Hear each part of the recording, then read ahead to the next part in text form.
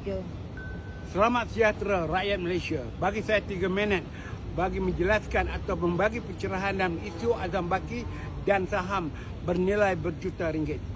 Saya agak merasa hairan bagaimana seorang bekas menteri bernama Rafizi Ramli begitu bangang dan tak faham sistem pentadbiran awam di Malaysia. Dalam Bloomberg sendiri dengan jelas menyatakan bahawa Azam Baki memiliki saham yang bernilai yang mungkin berjuta ringgit tetapi tidak diisytiharkan kepada pihak berkuasa kerajaan, sama ada kepada ketua negara atau kepada Perdana Menteri sendiri melalui Jabatan Perkhidmatan Awam sebagai urus dia penerima segala borang pengisytiharan harta. Apa yang jadi masalah, Rafizi Ramli bangkitkan pula isu rasuah. Di mana rasuahnya datang?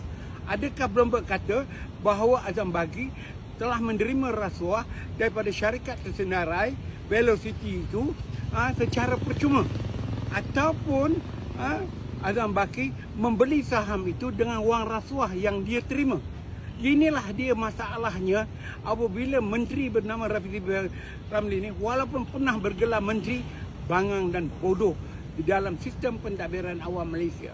Sebenarnya jika benar berlaku Azam Baki tidak mematuhi perintah am untuk mengisytiharkan hartanya, dia bukan tertaluk dalam kes rasuah, tetapi dalam kes tidak mengisytiharkan harta dalam perintah am di bawah Jabatan Perkhidmatan Awam.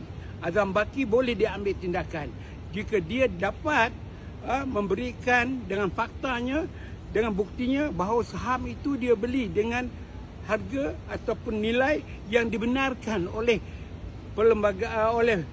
Pekeliling Perkhidmatan Awam untuk penjawat awam membeli saham. Dan sekarang mungkin saham itu bernilai berjuta ringgit.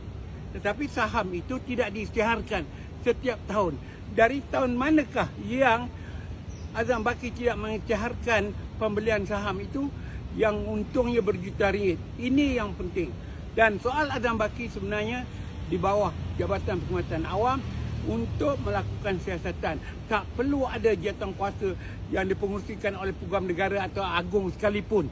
Kerana ini adalah soal pentadbiran dalaman perkhidmatan awam. Hormatilah Pekeliling Perkhidmatan Awam supaya tuan-tuan dan faham bagaimanakah sistem kerajaan menguruskan penjawat awam. Sekian, terima kasih.